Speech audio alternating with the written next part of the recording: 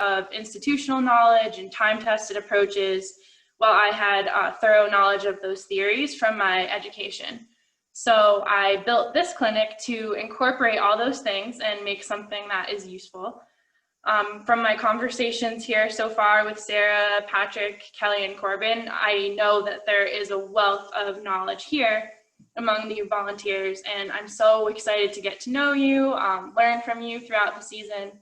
And with this clinic, I hope to validate what a lot of you are already doing intuitively to meet your participants' needs, as well as really build confidence for those of you who are a little more uneasy about lessons with challenging behaviors. I definitely invite feedback and look forward to this really becoming an ongoing conversation throughout the season, as we have more opportunities for two-way communication in person. It's kind of awkward for me to talk at you this whole time. I'm really looking forward to when I can hear from you as well. But for now, I'll jump in here and share my screen, and we will get into the meat of it. All right, so an OT is really trained to look at a situation and help an individual participate meaningfully in that activity. We do this by some combination of helping the person build relevant skills, adjusting the demands or parameters of the activity, and or modifying the environment to promote success. So as ski coaches, you are trained in helping the individual build skills.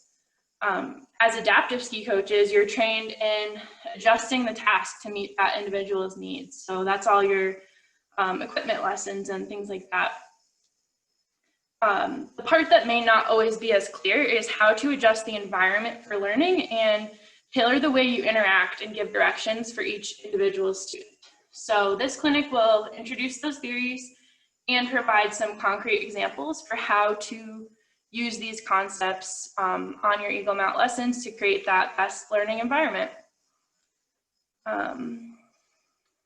And the goals tonight are to have you be able to identify the types of sensory input, learn the types of sensory processing patterns, experience a sensory overload simulation, understand the effect of sensory processing challenges on behavior, and become familiar with some strategies to increase or decrease sensory stimulation within the context of your lessons, as well as becoming familiar with some parts of the behavioral approach, which I know has been brought up in some other clinics as well.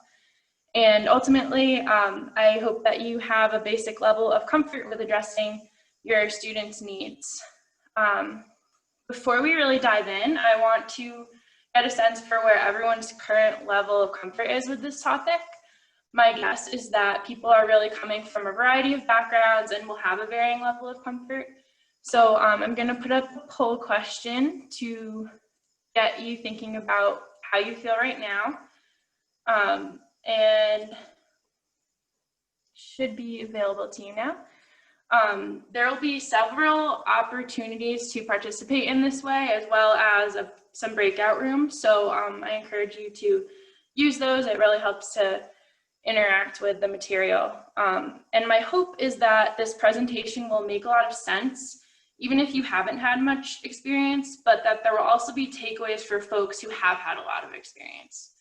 I invite you to use the chat box to ask questions if something's unclear. And Patrick or Sarah will flag me down because I can't always see the chat box. But it's nice, the clinic builds on itself, so it's good to kind of make sure that things are clear as we move forward.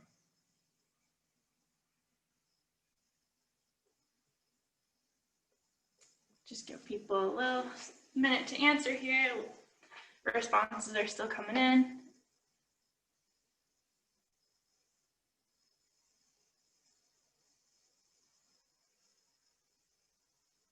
And it's okay if you didn't get a chance to answer. I'm going to end it here and share. So it looks like a lot of people do have some experience, and then there's some folks that are really new. So I hope that everyone gets something out of this tonight. I think it's going to be fun. And I actually forgot to record, so I don't know if Patrick or Sarah can do that or if I should do that. You got it? Okay, perfect.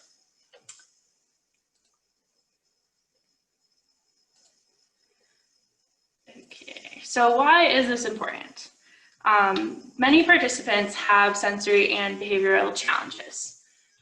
These challenges affect how folks are able to participate as a family and have those meaningful shared activities. Developing your skills for meeting sensory needs and managing behaviors is going to help create those shared experiences.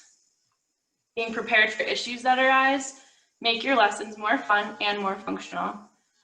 And you'll become a more adaptive coach. This presentation will be definition heavy up front, but once we get that language locked down, we'll get into a lot of examples that feel really relevant for your coaching. These theories can help guide your decision-making as a volunteer coach, and will really get at that adaptive part of coaching. And I hope you think of this as another form of adaptive equipment. First, we've got to talk about what sensory input actually means. So when you hear the word sensation, most of us automatically think of those 5 senses: vision, touch, hearing, taste, smell. So there are 3 additional senses that are also really important to consider in the context of our participants. So we've got proprioception, which is sensations from movement and joint position, the speed, sequencing, timing, and force of limb movement. These receptors are in your joints, and they send information to your brain about where your limbs are in space in relation to your body. You get a lot of proprioceptive input from things like jumping or pressing into objects or the ground. Processing that proprioceptive input is effectively is crucial for coordination. And we've got vestibular. So those are sensations from stimulation of receptors in your inner ear from movement and positioning of your head. So that's all your balance and body movement is really key there. This sense helps you understand where your whole body is in space, and you get a lot of input from things that involve balance and movement, such as swinging or spinning around. Sliding on snow and maintaining balance provides a lot of vestibular input. And we've got interoception. So those are sensations from inside the body: hunger, thirst, bowel and bladder awareness. So consider which of these are going to be most relevant for a participant's experience here at Eagle Mount. For many participants, those sights, sounds, exposure to snow and cold, types of movements are all going to be really new. Visual impairments are a more obvious example, and we've all probably considered how skiing would be adapted for a visually impaired participant. We've got a whole clinic on that. Many of our participants don't have impairments in the physical structures that receive the sensory information. Rather, they have difficulty taking it in and processing that sensory information in a way that supports their function. So adaptations might need to be made to limit the amount of sensory input that your students are exposed to, or provide increased input from a variety of sensory stimuli.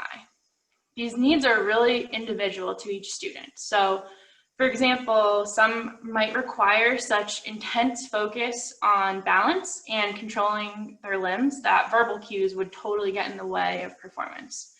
Others might need excess input from a variety of things, including those visual, auditory, and kinesthetic or tactile cues for anything to even register. So this framework that we're going to go through helps you recognize those needs and have some strategies ready. And a couple more definitions here. I should also note that I've made a PDF with all the takeaways, and the slides will be available later, so you can look back at this information. So sensory modulation, that's an individual's ability to organize sensory information and effectively regulate the degree to which they are influenced by those sensory inputs. We all have differences in the way that we process and modulate sensory input. It's really how you're able to take in that info and make sense of it. There might be certain foods you hate or fabrics you prefer based on their texture. Some people are more affected by smells than others. Some people prefer working in an environment with music or background noise, while others really prefer complete silence. So I've got some questions here that will help us start thinking about our own idiosyncrasies and notice how many differences there are even in this group of us. These questions are taken from an assessment tool called the sensory profile, which is used in our field to help identify these sensory processing differences. And there are 4 questions here. So take your time and answer all 4 of those before you submit.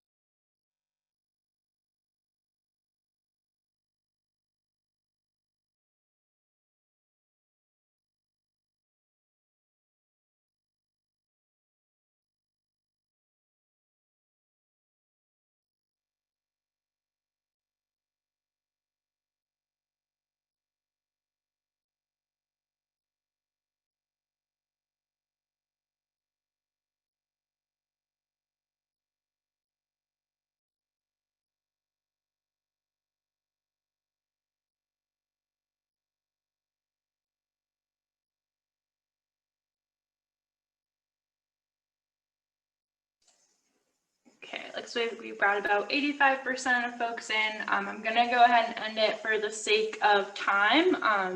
It's okay if you didn't get your answer in, but I appreciate the participation.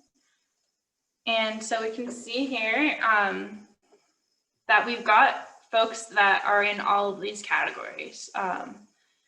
And it's going to vary a lot. One result that I find really interesting is the movement processing, because we're all here for an activity that requires a lot of movement, and 83% of you answered that you almost never have a problem with disliking movement. So I think that's like kind of a cool result to look at, and it might not be the case for our participants. So it's always good to keep in mind that among any group of people, there's going to be differences in how we process sensory information.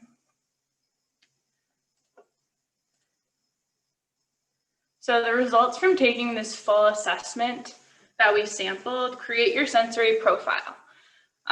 We all have variations in how much sensory information that we take in, which is your registration threshold, and how we react to it.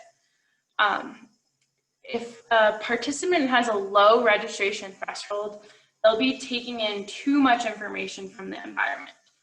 There are so many things that many of us can tune out, such as the feeling of that tag against our neck, the sound of people's ski boots stomping around the lodge, or the subtle flickering of fluorescent lights. Those with low registration threshold can't ignore that input. If a person has a high threshold, they're going to be missing information from the environment. They may need to be provided with additional cues, tactile, auditory, and visual, in order to connect with you. And then there's also differences in how we respond. So you can either have a passive response or an active response where you're seeking out or avoiding that input. And these variations create predictable sensory processing patterns. There are evolutionary benefits to having these variations in a group. So if you have a low threshold and an active response, for example, then you would have that timely protective reaction to threat. Someone with a higher threshold would be able to maintain a calm state and support others. So none of these sensory processing patterns are inherently good or bad, but the extreme presentation of any pattern can cause difficulties with function and behavior. So knowing about them can help us understand what each participant needs to best learn. So this slide shows that visual representation of where we would fit on those two continuums. So we all fall somewhere on this grid. The threshold is somewhere from low, where you're unable to filter out that unnecessary stimuli, to high, where you're missing stimuli from the environment. And the behavioral response falls somewhere from passive up to an active response, where you're seeking out or avoiding that input. So let's think about what that actually looks like. If you're a returning coach, start thinking about lessons you've had, and if you can picture the participant like the ones I'll be describing. If you're new, draw on some other experiences, because this is kind of, you see it everywhere. So low registration. Think of a participant that seems to be learning slowly because they're not tuning into directions or what's going on around them. This person is likely not ignoring you intentionally. They might just have a high threshold for sensory input combined with a passive response. This means they don't notice cues from the environment or feedback from where their body is in space, and they do not have that impulse to seek more input.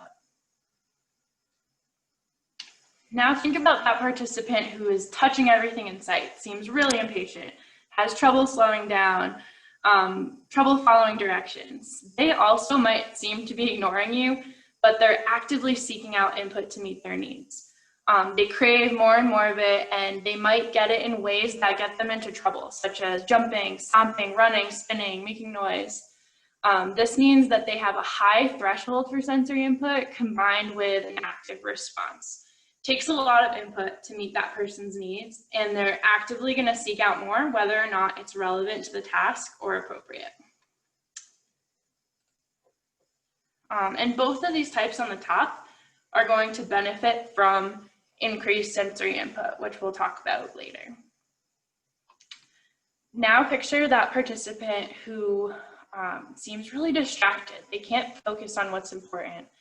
That focus is difficult because they hear, see, smell, feel everything all at once. This indicates that they have a low threshold for sensory input combined with a passive response. They notice more sensory input than is necessary for function, and they might be really distractible or uncomfortable, but not necessarily able to explain what's bothering them. Now picture that participant who totally refuses to try new things. They act out to avoid that exposure to stimuli. They might be running away, yelling, showing signs of aggression, attempting to exert control over the situation. That could be because they have a low threshold for sensory input, so they're highly sensitive, combined with that active response to get away from it. They notice more sensory information than is necessary, and they act to avoid it. Both these types on the bottom benefit from limited sensory input. So I'd like to just sort of step back here for a second and have you reflect on lessons you've had. Can you think of some participants that might fit into these profiles? If you're a new coach, I'm sure you can kind of draw on something else. As you think about this experience, try to come up with a single word or phrase that sort of describes how you were feeling in that moment and share it in the chat box. And I'll have Sarah read some of those aloud as they come in. And if you have any questions about what I've been talking about up to this point, this would be a good time to ask too. We won't spend a lot of time here because we have a lot to get through, but I want to make sure it makes sense up to this point as we build on it. And you will get copies of this information as well.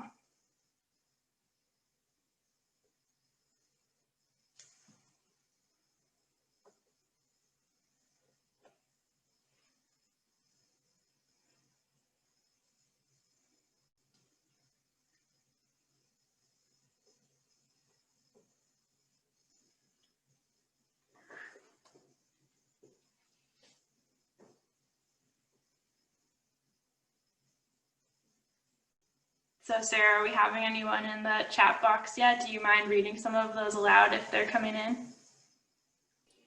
Yes, we have a few: frantic, frustrated, exasperated, anxious, helpless. Great. Yeah, awesome. And those are all words that like indicate, yeah, how it feels to be overwhelmed by that situation. And those are also feelings that your participant can pick up on. So what I really hope to do here is give you some strategies so you don't get to that point and then it's not turning into a cycle on your lesson, that we're kind of diffusing those situations early. There was one calling too. I have taught a lesson with a student that I might categorize as sensation avoiding. It was hard. I had to ask for help. Awesome. So asking for help is key. I think that's what we're going to be there for. And it is really hard. That is, sensation avoiders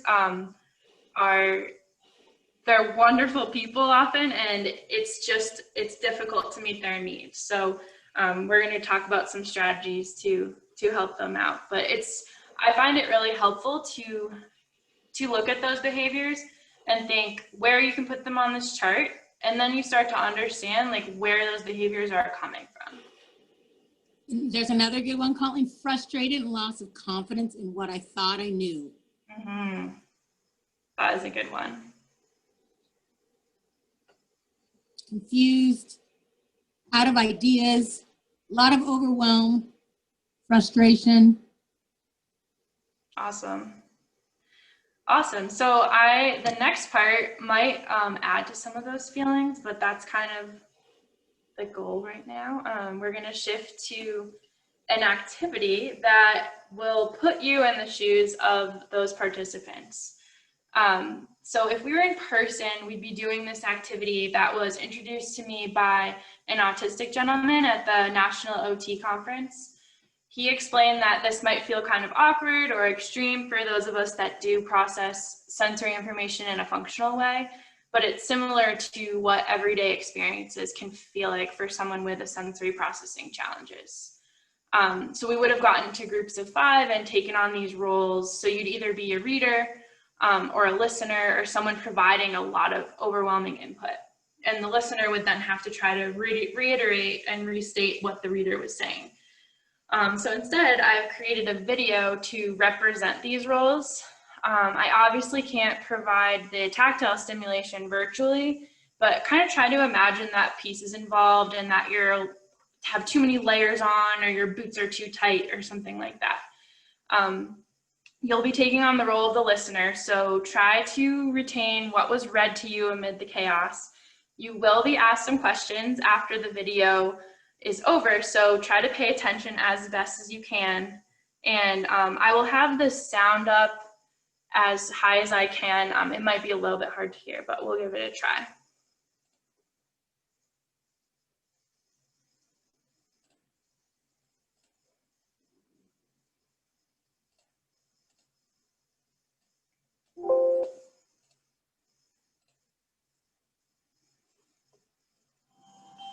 Tapioca comes from the cassava plant and has been used for centuries in creamy puddings and some desserts. Tapioca contains no impurities, so the delicate taste will not mask light flavors such as vanilla, peach, or lemon. As a pudding, greased tapioca is divinely soothing when served warm or delightfully refreshing when chilled. 1/2 cup greased tapioca, 1/4 teaspoon of salt, 2 eggs separated, 2½ cups milk, 1/2 cup sugar, 1 teaspoon vanilla. Step 1. In a large bowl, soak tapioca in 2 cups of room temperature water overnight. Drain water. Step 2. In a double boiler, heat milk just until no longer cold. Add salt and tapioca. Continue heating until small bubbles appear at the sides of the pan. Cover, turn heat to very low, and cook for 1 hour. Make sure that the milk mixture does not simmer or boil. Step 3. Separate egg whites from yolks.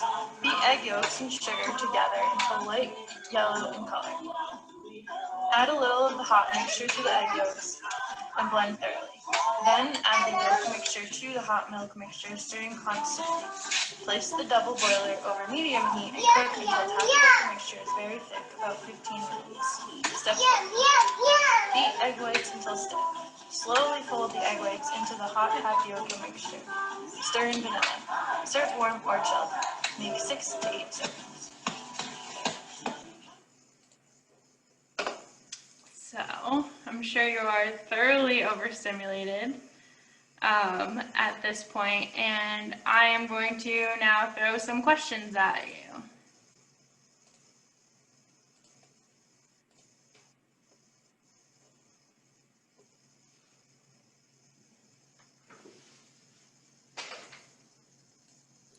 You ready, Colleen, for some input? Sure. So we've got our minds can only focus on one thing. It's hard to multitask. Somebody's got ADHD here, and that drove me really crazy. I do apologize for that. Feel free, gang, to give us some insight for what you were thinking and feeling. There's a nice question there at the top. It says, can we, let's see here.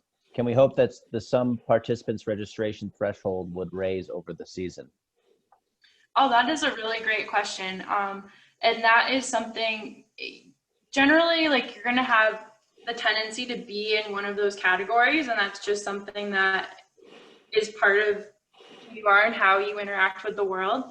But it is going to change from day to day. So I noticed that I'm like way more easily overwhelmed when I haven't eaten or I'm more tired. And so that can change day to day in that way. And with exposure, when these sensations feel more familiar, if you have a never ever skier on week 1, you can assume that these, like, if it's introduced in a way that is meeting their needs the first day, that you're going to be a little bit better off the next day. So it is all about meeting where they are in that day, and you can hope for some more comfort throughout the season. And obviously, this was exaggerated, but I want you all to consider that in a setting where you feel totally regulated, your participant might actually be perceiving the environment in a way that feels a lot like that. So you might not be feeling it while they are, but that is sometimes how they're going to feel internally. So think about how you would want to be approached, or how you would have liked me to guide you through that experience, and how these feelings you're having right now might influence your behavior. What else were you going to say something, Sarah? That made me realize the need for only one input at a time. Once somebody was focusing on the little girl and didn't hear a thing about the recipe. Yep. I know, she's really hard not to focus on. That's my little niece, and that's why I'm still in the office and not at home right now, because I would be focused on her. So she's a very good little distractor. And so we have about 80% of the answers in. I'm going to end it and share the results here. Most people did get the right amount of eggs. It was 2. And there are 2.5 cups of milk in the recipe, either warm or chilled. The recipe takes a whole day to make because you have to soak it overnight, soak the tapioca. You do have to mix the egg yolks with sugar. So a fair amount of people did get it right, but the vast majority did not hear or understand, which is makes a lot of sense because there was way too much coming at you all at once. So you weren't really supposed to be able to answer those, but reflect on that feeling and think about how you can use that feeling to relate to your students and your participant. Okay, so now that you've had the opportunity to experience that, consider what the effect of perceiving the world like that might have on your behavior. One study looked at the sensory processing profiles of children with and without diagnoses and carried out analyses to determine if those patterns were significant predictors of both problematic and protective behaviors. The results can help us look at behaviors in a little bit of a different light and think about what someone's actually needing when we see those. The findings are as follows. So sensory processing differences in general relate to anxiety. No single pattern was a significant predictor. So that means that any significant variation being strongly in one of those boxes is linked to anxiety. After the simulation, that sensory overload, it should not be too surprising that's linked to anxiety. Sensory seeking, which is often seen as problematic behavior, is actually related to fewer depressive behaviors and increased resilience. This finding is really interesting because seeking behaviors in a lot of settings will lead to punishment, but they might actually be related to active coping. Help us as a way for our participants to learn. So we can build off those impulses in a more constructive way instead of seeing them as a problem or something we have to work around. Sensory avoiding is related to decreased resilience, decreased adaptability, and more frequent aggression, hyperactivity, and conduct problems. This means that people with that low threshold for sensory input, combined with the active avoidance, may need some more support with their behavior management and their self-regulation. So limiting the amount of sensory input from the environment may support the sensory avoiding people to reduce problematic behaviors and become more engaged. We also just have to remember that these folks are just going to need more support to participate, and we'll talk about more of those specific strategies soon. And also here, presence of a diagnosis is related to decreased adaptability independent of sensory factors. So for our students with a diagnosis, and in this study, they looked at children with ADHD and autism, which is common at Eagle Mount. We also have to understand that we should expect less adaptability when compared to the general population. So addressing the sensory factors is really important for their participation, but we also have to kind of manage our own expectations for what success looks like and provide a lot of supports around transitions and expectations for our students. Providing that appropriate sensory experience is a really important step, and it must be followed up with that flexibility and patience. So how can you use sensory strategies to support your Eagle Mount participant? You can start making observations about them as soon as you see them. So if they're wandering around the room, they're not listening, they might be low registration. If they're stomping in their boots, touching everything, super impatient, they might be sensory seeking. So then you can start thinking that to support both of these types, you can provide more input. This would be like verbal cues, modeling, tactile cues, games, enthusiasm, rewards. We'll get into a lot more detail on the next slides. But if your student is really agitated by getting dressed, really easily distracted, maybe they have sensory sensitivity. If they're acting out, protesting, refusing their gear, running away, they might be sensory avoiding. So to support those needs, you'd want to remove some of the overwhelming sensory input. It's an ongoing process, and it takes a lot of creativity, and we hope to provide you with kind of a toolkit of where to start here. So on a busy day, the environment in the hut or Eagle Mount base at Big Sky can feel a lot like the sensory overload simulation. By observing the response to that, you can start to make some inferences about what they might need.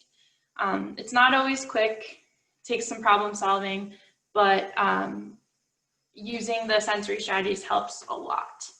And it helps you make an educated guess about where to start, because that same approach is not going to work for all participants. The next few slides are going to have a lot of really handy strategies, and I just want to remind you that they will be available because it's a lot to take in at the moment. And I want you to start to picture how you could implement these on your lessons. I want to note here too that the clinic was created independently of COVID. So the goal here is really to understand the theories and the function of these strategies. And we're going to adapt to the COVID times by sort of limiting our use of props and social distancing. We're going to be more specific with you throughout the trainings, but there's still a ton you can do to meet your students' sensory needs with just yourself. And there will be reference to things you can do inside or getting ready, and that's going to look a lot different this year, as the use of indoor spaces will be really limited, and that will all be communicated to you in writing very soon. So that's my caveat, but we'll move on to really what do you do about all of this?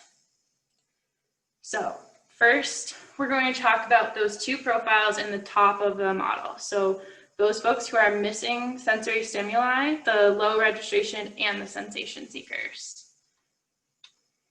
You can think of your strategy like turning up the volume. So that's not necessarily in terms of how loud it is, but in terms of your input, the input across all those categories of sensations. So what you can start to do is use a really enthusiastic tone of voice, big facial expressions, loud gestures, really match that student's level of excitement while helping them maintain some personal space and appropriate behaviors. It's really helpful to get ready quickly and use momentum to get out on the lesson before those seeking behaviors get in the way of what you're trying to do. Incorporating some attention-grabbing props is really great way to go. Think about how you can use these items to help their learning. If you don't have cones, ski poles can be planted in the snow to ski around. Any silly accessories or fun items can really help this participant stay engaged. And clapping, high fives are really great to bring that energy up and make yourself the biggest, most exciting thing to attend to. I really like the use of preferred objects and games to motivate and engage your participants. So this kiddo was a lot of fun to work with, and he needed a lot of input in order to learn. So he fit really classically into that low registration profile. He was missing stimuli and not really inclined to seek it out. It was very important to his dad that he learn how to ski so he could eventually ski with the family, but he wasn't intrinsically motivated. We knew that football was one of his favorite things, so we used the ball as an incentive, but we also used it for kinesthetic learning. He was having a lot of trouble maintaining that athletic stance and engaging his legs while we were skiing. His preference was to lean back, lock his knees out, stand straight up. So we put the ball between his thighs to encourage him to squeeze his legs and engage his core.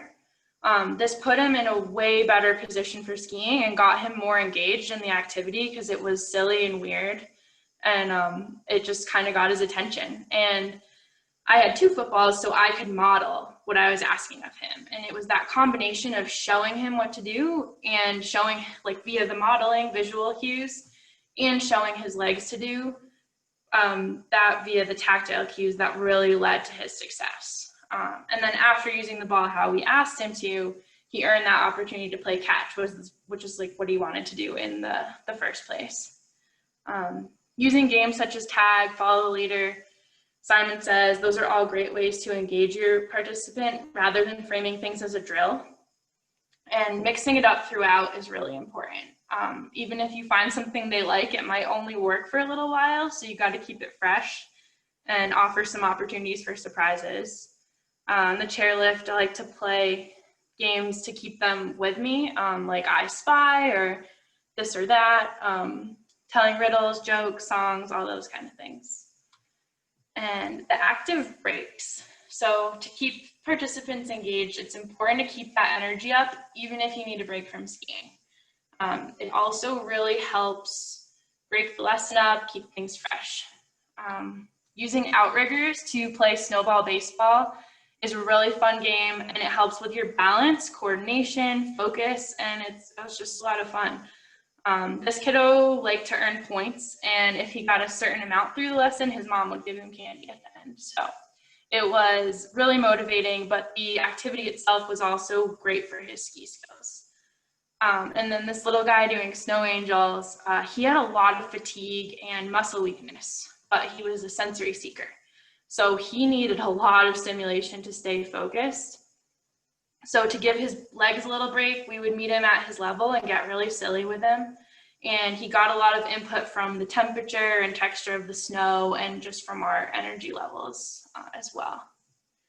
And to increase input for the proprioceptive and vestibular systems, you can really incorporate a lot of jumping on a stand-up lesson or increase speed and direction changes on a sit lesson. So faster, more regular movements are more alerting.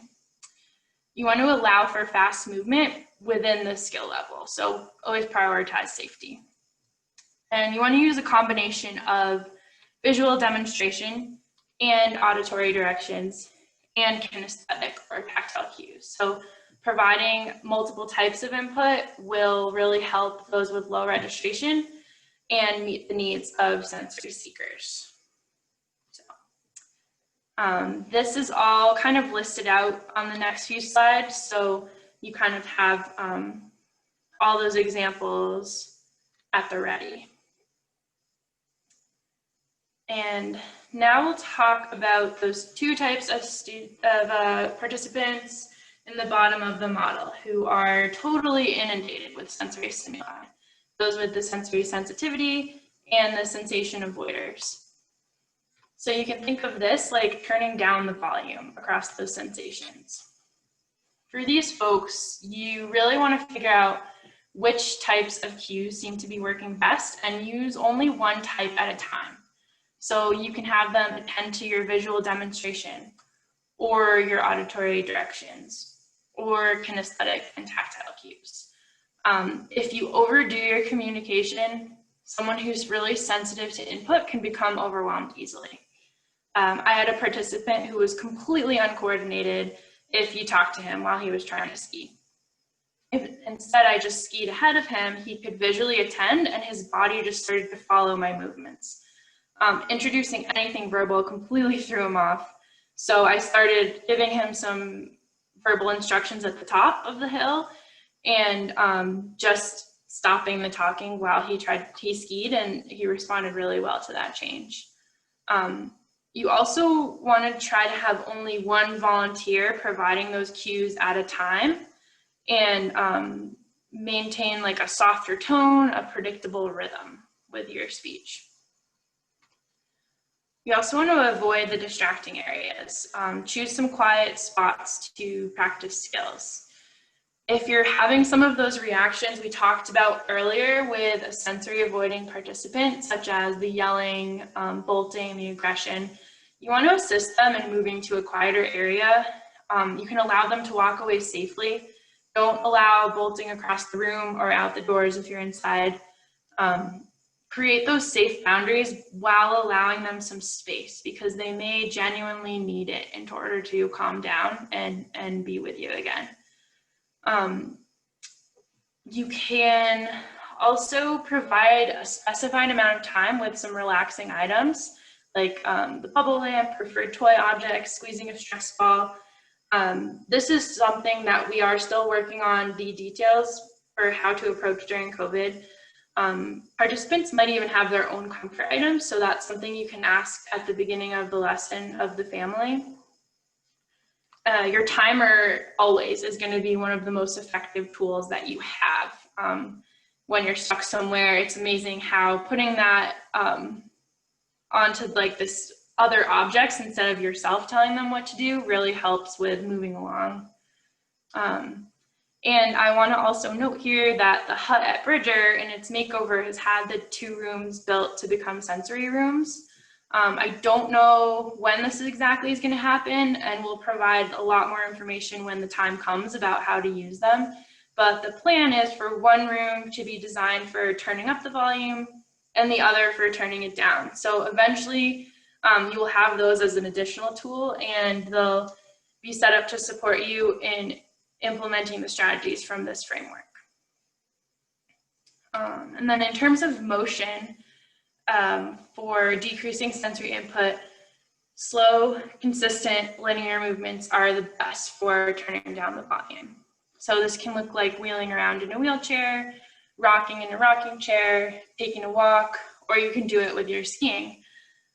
So on this lesson in the picture, the child had never skied before and had limited means of communication. So he could make some happy sounds and he could cry to tell me if he was enjoying the lesson or not. For his family, the main goal was to be able to do this activity together.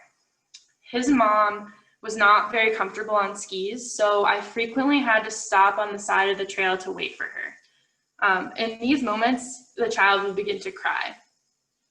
I wanted him to enjoy the lesson, but I also wanted to support that family's goal in being together and having this as a shared activity. So I started rocking him from side to side in the ski. Every time we were stopped and waited, I just gently let him stay in motion. And limiting the stops and starts and providing that consistent movement allowed him to stay regulated and be with his family. Getting to that point was a little bit of trial and error and communication with his family to really understand his cues. But it's important also here to stay on terrain within the participant's skill level and avoid progressing too fast, because it's easy to trigger some fear and anxiety in folks who are sensitive to or avoidant of sensory input. So keeping those speeds safe and consistent are really important.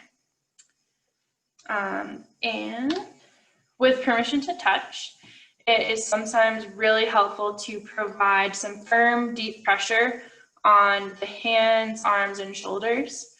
This can help calm the student down. We just have to make sure that we're asking first, we're in an open space with other people around, and that it has a purpose that we've thought through. Prompting your student to do a self-hug or push-ups can also be really effective here. And what you're doing is providing that grounding proprioceptive input. So if you remember from earlier, those are the receptors within your joints that receive info about where your body is in space. It's the same principle behind like weighted blankets and vests. And Temple Grandin is a really prominent author and speaker on autism and animal behavior, and she's done some amazing work on this. If you're interested, I highly recommend looking her up. She made herself a squeeze machine and has developed similar systems for calming livestock. So it's really cool research, and it's amazing how much that pressure can help ground you. Another really important note here is to think about those internal sources of input. So make sure your participant has eaten or gone to the bathroom recently. Make sure their boots, helmets, goggles, clothing all fit well, and that their layers are appropriate for the weather, that they're not too hot or too cold. So again, you kind of have all these laid out for you. And behaviors. So creating that appropriate sensory environment for each student is going to go a really long way to promote success. But what happens when you're using these strategies and you still have problematic behaviors? It will happen. So we're going to look at the behavioral approach. First of all, we have to understand that all behaviors are an attempt to communicate something. So the function is usually one of two main categories, either to gain attention, which can be negative or positive, or to escape or avoid the task, environment, sensation, whatever is going on that it's not working for them. Behavioral reinforcement is very powerful and can be unintentional. Potential reinforcers are eye contact, raised voice, negative tone, verbal interaction. So some of these things, like taking a negative tone, might sound a little bit like a punishment to you, but can actually be giving the student exactly what they want if they are seeking attention or avoiding the task. So responding in any of these ways can increase the exact behavior that you're hoping to avoid. So instead, you have to try to figure out what is the purpose of that behavior and see if you can do something to prevent it in the future or avoid reinforcing it. So a great model for doing this is the ABC model. So the antecedent is that event occurring immediately prior to the behavior. Then you want to make some specific observations about the behavior and note the consequence. So what is that reinforcing outcome of the event? And I've got an example here to illustrate this. So the antecedent is the participant has shown some signs of fatigue at the top of the magic carpet. You decide they have to do one more drill of your choosing before they can have a break. The participant bolts away from you down the hill. They do not hit other skiers, but they're totally out of control. You have to race down the slope after them. They're not turning or slowing down, just pointing towards the lodge, moving really fast. So the reinforcing outcome is they got to ski fast. They avoided doing that drill that you said they had to do. Now that you're at the bottom, they're getting the break they wanted. So what are some things here that you could do to extinguish this bolting behavior? And try to think about if some solutions would be more effective than others. I've got a poll question to get us thinking about what we might do here. And I believe you can pick more than one on here as well.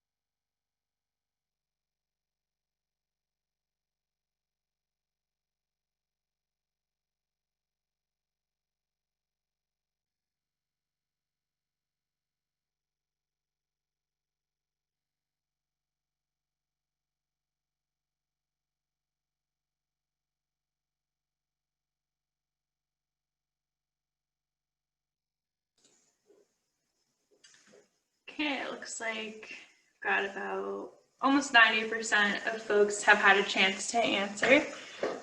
So I'll go ahead and show the results. So none of these answers are right or wrong. They're all ways that you could attempt to reduce this behavior, and you won't really know it works until you try it. Whenever possible, it's best to learn what that antecedent event is and prevent those from happening in the first place. It's a lot harder to control the consequence because the behavior in itself is really often quite rewarding to the participant. So once they've engaged in it, it might have already totally reinforced itself. And that goes along with how you all answered the question as well, because the first three were really targeting that antecedent event, and the last two were trying to prevent that consequence, which is challenging. So they're all things it's really good to have a bunch of things in your back pocket because you don't know which is going to work for that student.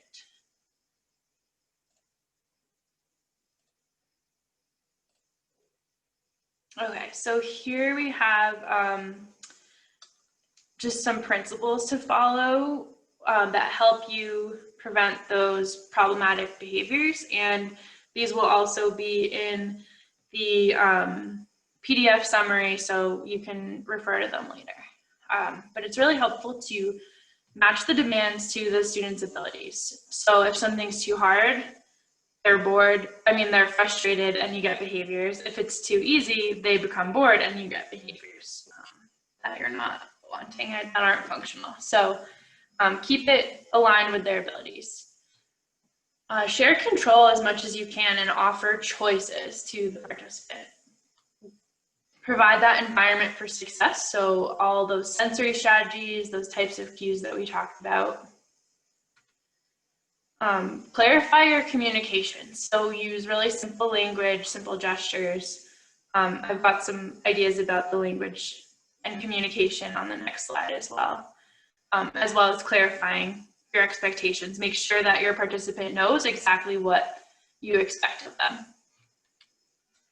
Help them support self-regulation. So being with them to work through those problems, and recognize and reward positive behaviors. Ignore problematic behaviors when it's possible and safe.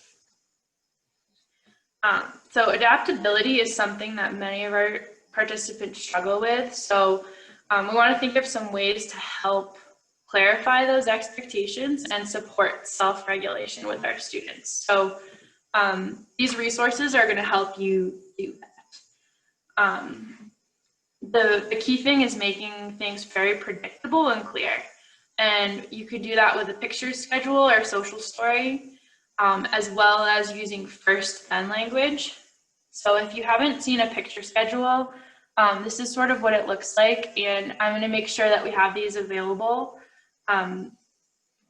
What has worked for me in the past is having Velcro, so you can change it for that particular student and take them off as they complete each item. This one was used for a student that had really hard time coming back after lunch for his full day lesson. So he did okay in the morning, and then it was really challenging to get him back into his gear and get back out for his lesson. So this sort of showed him what to expect: the get ready for the lesson, snowboard, lunch, get dressed again, snowboard, then home. And he could see all those steps out in front of him.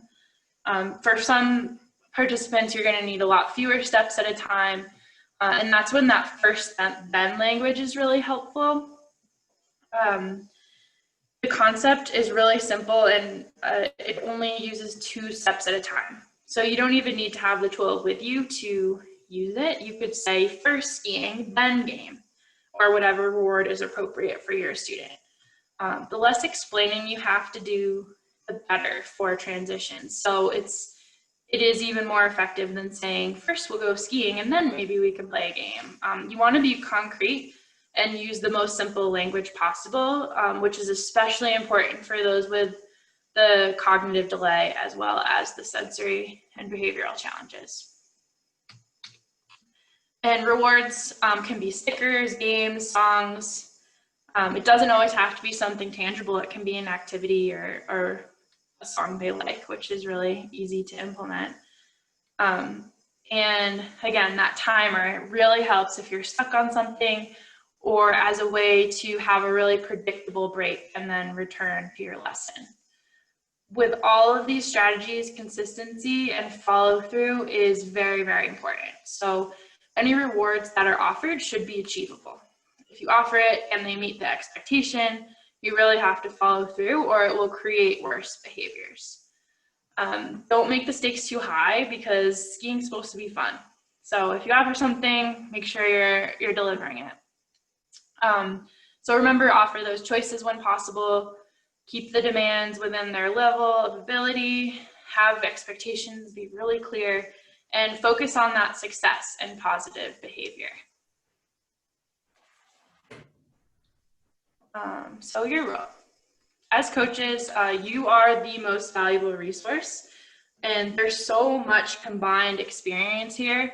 It's really important that you all think of yourselves in that way and communicate with your co-volunteers. Use all of those perspectives to improve your strategies on a lesson. If you have a full day lesson, take a few moments to think about what you saw in the morning and come up with a plan to incorporate some of these strategies after lunch, for example.